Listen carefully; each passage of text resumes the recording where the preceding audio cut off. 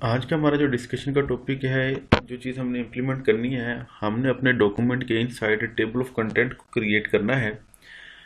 Table of content को create करने के डिफरेंट पैटर्न्स वगैरह हैं। लेट्स सपोज मैंने एक कंप्लीट डॉक्यूमेंट बनाया हुआ है, बना लिया है। तो अब इसमें सबसे पहले तो मुझे टेबल ऑफ कंटेंट क्रिएट करने से पहले मुझे अपना यहाँ पे पेज नंबर को इंसर्ट करना है। इंसर्ट मेन्यू इंसर्ट मेन्यू में हेड एंड फुटर, और पेज नंबर मेरी रिक्वायरमेंट के मुताबिक मुझे फुटर में रिक्वायर्ड है। फुटर फुटर के बाद यहाँ से जो भी पेज नंबर का फॉर्मेट आपको रिक्वायर्ड है, लेट्स फॉर मैं कहता हूँ मुझे बैंडेड रिक्वायर्ड है। इस पर क्लिक किया, फुटर को मैंने क्लोज किया। फुटर को क्लोज करने के बाद पेज नंबर को मैंने वेरीफाई किया। पेज नंबर इंसर्ट हो गए हुए हैं। पेज नंबर इंसर्ट होने के बाद अब नेक्स्ट है कि हमने टेबल ऑफ कंटेंट क्रिएट करना है। टेबल ऑफ कंटेंट क्रिएट करने के लिए अब अगर इसके मुताबिक देखा जाए मेरी फाइल के अकॉर्डिंग, तो मुझे अब अपने टाइटल पेज के बाद यहाँ पे एक ब्लैंक पेज की रिक्वायरमेंट है। तो अब ये जो टेक्स्ट है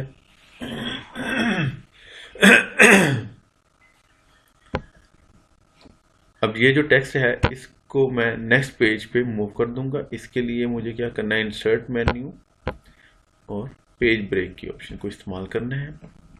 अब ये पेज मेरे पास एक फ्री पेज अवेलेबल है।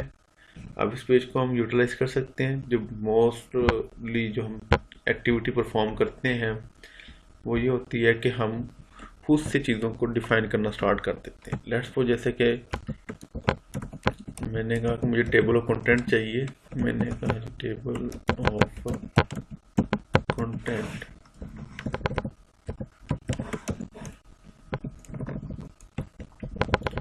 अच्छा जी, कोई वर्ड टेक्स्ट लिखा, अलाइनमेंट इसकी कर ली, इसको बोल्ड कर लिया, इसका फाइल्स फॉन्ट साइज वगैरह इंक्रीज कर लिया, एंटर प्रेस कर दिया।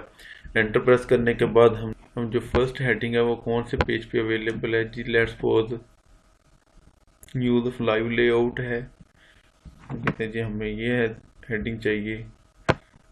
अब इसको कॉपी किया कंटेंट को, ये पेज नंबर 2 है। कंट्रोल वी किया टेक्स्ट को, ठीक है, टेक्स्ट ऑप्शन में जाकर इसको टेक्स्ट ओनली कर लिया। अब इसको हम खुद से ही एडजस्ट करते हैं। देन उसके बाद हम क्या करते हैं, हमने जी हम यहाँ पे जो नॉर्मली हम विजुअलाइज होता है डॉटेड लाइन शो हुई होती है, डॉटेड लाइन्स लगाई और यहाँ पे ऐड कर दिया 2, एंटर प्रेस कर दिया।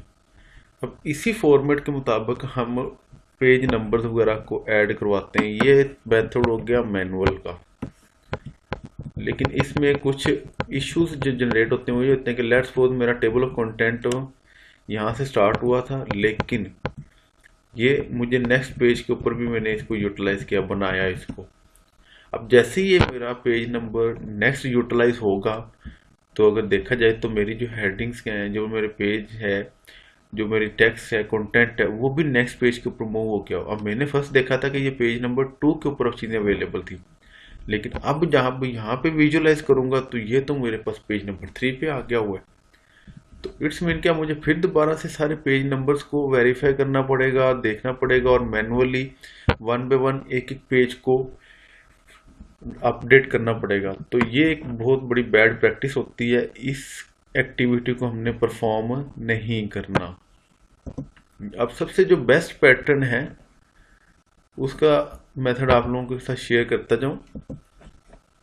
उसमें आप हमारे सबसे पहले डॉक्यूमेंट के इनसाइड जो हमारे पास हेडिंग्स अवेलेबल हैं, इन हेडिंग्स को हमने यहाँ से होम मेन्यू में, स्टाइल्स में, और हेडिंग 1 जनरेट करना है।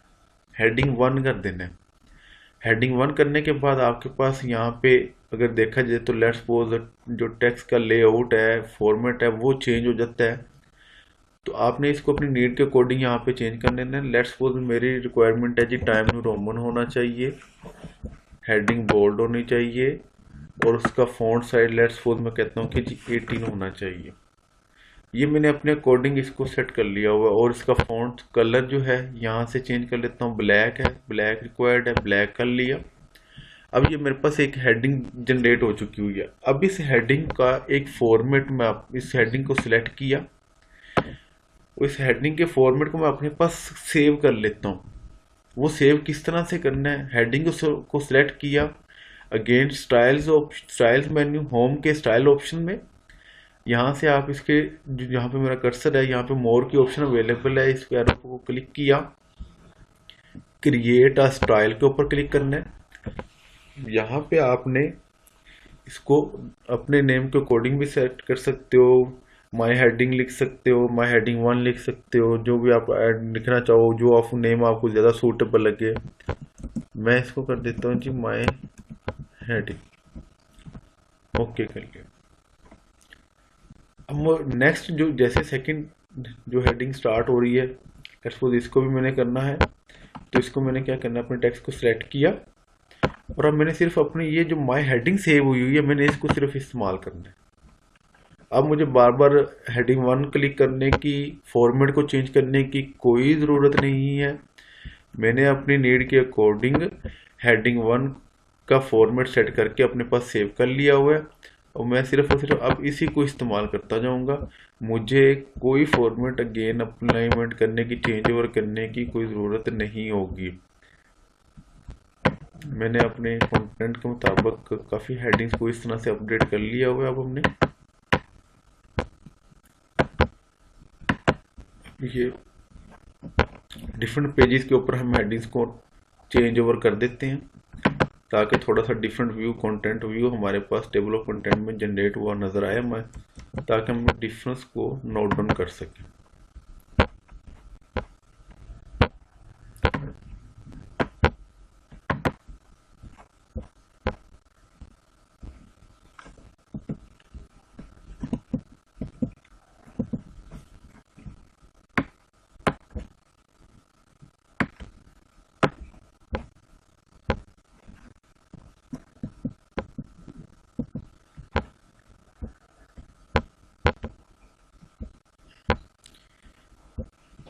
लेट्स सपोज मैंने कुछ हेडिंग्स अपनी एडजस्ट कर ली हुई हैं जो मेरी रिक्वायरमेंट थी। अब मैं टॉप पे आऊँगा। टॉप पे आने के बाद मैंने जो फर्स्ट पेज का स्टार्ट है, जो हमने एक ब्लैंक पेज सेट कर लिया था अपने लिए, यहाँ पे आने के बाद अब मुझे होम मेन्यू में हम पहले काम कर रहे थे, अब मुझे रेफरेंसेस को यूज़ करना है। रेफरेंसेस में आना है, रेफरेंसेस में आने के बाद फर्स्ट इसका जो मेन्यू है टेबल ऑफ कंटेंट का, टेबल ऑफ कंटेंट में हमने एक ऑप्शन है यहाँ पे टेबल ऑफ कंटेंट्स, इसको एरो पे क्लिक करना है और डिफरेंट फॉर्मेट्स हमें शो हो जाएंगे। अब इनमें से आपको जो फॉर्मेट रिक्वायर्ड है वो आप इस्तेमाल कर सकते हैं। तो लेट्स सपोज मैं कहता हूँ जी मेरे पास मुझे फर्स्ट फॉर्मेट ही ज़्यादा सूटेबल लग रहा है, मैंने इसके ऊपर क्लिक किया। जैसे मैंने टेबल ऑफ कंटेंट का फॉर्मेट सेलेक्ट किया तो उसने मुझे complete table of content headings with page numbers के साथ मुझे विजुअलाइज कर दिया हुआ है।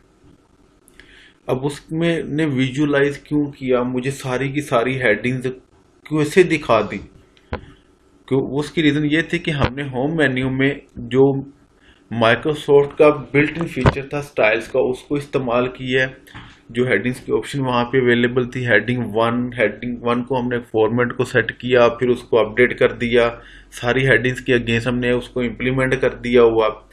तो उसने ऑटोमेटिकली अंडरस्टैंड कर लिया कि कौन सी हेडिंग कहाँ पे अवेलेबल है टेबल ऑफ कंटेंट में। और अगर अब कोई हेडिंग का नेम चेंज होता है या कोई हेडिंग किसी पेज नंबर्स के अगेंस्ट मूवमेंट कर दी जाती है, लेट्स सपोज जैसे कि ये लर्न मोर, यहाँ लर्न मोर जो है टेबल ऑफ कंटेंट में यहाँ पे मुझे शो करवा रहा है पेज नंबर 8 पे है। कंट्रोल प्रेस किया यहाँ पे आके, अब इसको मैं जैसे हमारी प्रैक्टिस होती है एंटर प्रेस करके पेज नंबर 8 से मैं पेज नंबर 9 भी छोड़ दिया और पेज नंबर 10 पे इसको ले आया हूँ। अब इसको मैं अगर पेज नंबर 10 पे लेके आया हूँ तो इट्स मीन सभी हेडिंग्स के अगेंस्ट पेज नंबर्स अपडेट्स हो गए हुए हैं। पेज नंबर अपडेट हो गया, इट्स मीन कि हर हेडिंग एक नेक्स्ट पेज के ऊपर मूव कर गई हुई है। तो अब मुझे खुद से डिफाइन नहीं करना है कि मैं पेज नंबर खुद से चेंज करूं या इसको अपडेट करूं। मुझे सिर्फ और सिर्फ टेबल ऑफ कंटेंट पे आना है। टेबल ऑफ कंटेंट पे आने के बाद अब इस कंटेंट के ऊपर वाले पोर्शन में अगर देखेंगे लेफ्ट अपर कॉर्नर के ऊपर, तो यहाँ पे एक ऑप्शन आ रही है अपडेट टेबल की। आपने इस अपडेट टेबल के ऊपर क्लिक करना है। अपडेट टेबल के ऊपर क्लिक करने के बाद अपडेट एंटायर टेबल और ओके प्रेस कर देना है। तो अब ये देखें कि यहाँ पे पहले लर्न मोर जो पेज नंबर 8 पे आ रहा था, अब पेज नंबर 10 पे आ गया हुआ है, क्योंकि हमने उसको नेक्स्ट मूव कर दिया हुआ है। अब जो जो हेडिंग जहां जहां से मूवमेंट हुई है उसके अकॉर्डिंग इसका पेज नंबर भी चेंज हो गया हुआ है।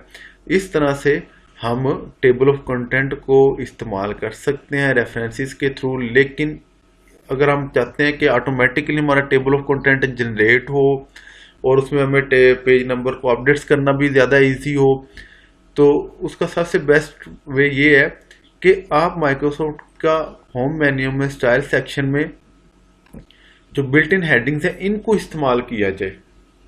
अगर आप इनको इस्तेमाल नहीं करते, अपने अकॉर्डिंग खुद से मैनुअल हेडिंग्स बनाते हैं, तो फिर हम प्रॉपरली टेबल ऑफ कंटेंट को ऑटोमेटिकली जनरेट नहीं कर सकते हैं रेफरेंसेस के थ्रू। रेफरेंसेस के थ्रू अगर टेबल ऑफ कंटेंट को सिंपल वैसे ऐड करेंगे तो आपके पास सिंपल पैटर्न लेआउट आएगा और फिर उसको मैनुअली ऐड करना पड़ेगा। मैनुअल के अंदर अगेन एंड अगेन चेंज की वजह से हेडिंग्स के अगेंस्ट पेज नंबर डिफरेंस हो जाता है क्रिएट। तो इस प्रैक्टिस को छोड़ दिया जाए मैनुअल वाली को, तो सबसे बेस्ट वे जो है उसको अडॉप्ट किया जाए ताकि हमारे लिए ज़्यादा से ज़्यादा इजीनेस हो, ताकि हम अपना जो थीम है वो बेहतर तरीके से रिप्रेजेंट कर सकें।